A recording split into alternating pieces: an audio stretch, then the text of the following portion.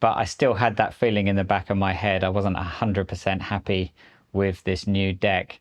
So I came home and thought about it, and the next day I got the tools out and I cut it down.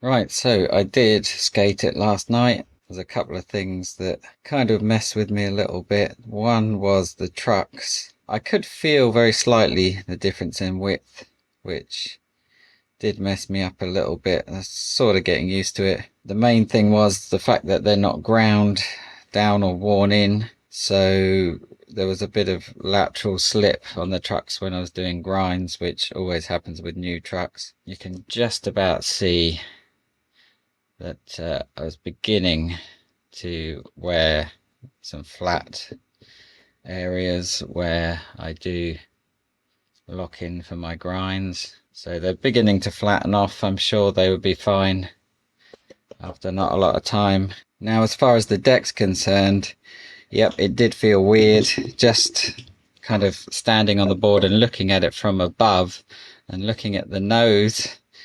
It looked like a bit of a boat to me, and sort of felt like it when I first started riding it. It's amazing just the, whatever the difference is, it's a tiny difference in the width, but it just kind of looked a bit weird, which obviously has a bit of a psychological impact and makes the whole experience feel a bit weird, I guess. But the main thing as far as the deck is concerned, the tail is very slightly longer, and I'm going to get the measurements. I should probably actually just measure the tail right now. I could feel the tail hitting early because it's very slightly longer, or at least it feels that way. I'm going to measure it now. So from the center bolt hole, let's go from that one, the center bolt hole to the tip of the tail. I'm going to call that 17.5 centimeters, which is 175 millimeters. Near as damn it, yeah. Let's get the bucky elastic. Oops. Measure that. Center. Yeah, that's like 170, even less than that. Probably about 168, 167 even. There is barely anything in it to look at. You can just about see the tail sticking out the end. So yeah, there's barely anything to look at, but I can feel it. And the nose shape even, there's barely anything to look at. But it just looks weird. And the fact that, it does slim down a little bit here and here, and the fact that I can kind of tell the difference, maybe that means I'm a bit too sensitive, a bit too dialed into this bucky deck. But I think I'm going to cut it down today, which could be a terrible idea. I think I'm going to give it a try because I've got 3 more decks. This is all experimentation. It's all a bit too geeky for most people, probably. Everyone's going to say just use the bucky deck, and I will use them, but I'm just looking for an alternative because I don't really want to have to buy any more of these bucky decks. So I'm going to take the trucks off, flip it over, score these shape lines into the bottom of the board and cut it. Right, so there we go. Believe it or not, it's come out really well. Ate into the grip tape a little bit there and there when I was sanding because I didn't take the grip off. I just cut it out as per the shape. So I drew the shape on the bottom obviously and cut it out, so the grip tape was still there. It did actually mean that the grip helped to burn through the blade, so it basically burnt through a whole blade just doing this cut out, and it's probably mostly because of the grip tape being there. But yeah, cut it out, beveled the edges, but the shape actually looks perfect to me, apart from that grip tape mishap. But see, it's literally one-to-one copy. Yeah, came out really well. Don't think there's really any difference in it at all. So yeah, pretty good. Kind of ate into the graphic a bit around here, but I don't really care about the graphic. You know, there's lines where I messed up in marking it out to begin with, but I don't care. So what I'll do now is put the rails back on and then put my original 149 trucks back on and basically rebuild it as the bucky deck was.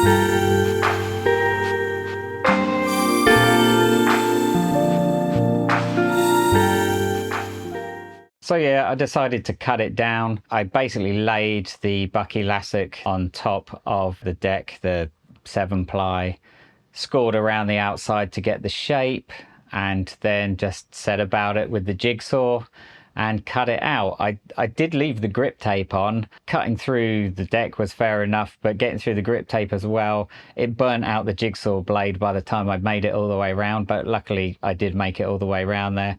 I didn't film it. I was going to do a time lapse, but I didn't film it. I mean, you know, I'm just cutting around it with a jigsaw, and you know, there's probably loads of videos of people cutting out decks from, you know, uncut blanks and things like that. If you really want me to film it, let me know in the comments and I will film the next time I do one, because I'll do another one, because actually I ended up buying 2 more of these decks. The plan worked, and you know, here it is done, and it looks like it should. It's the right shape. Bit of power tool business. It is an exact 1-to-1 if I lay the bucky on top.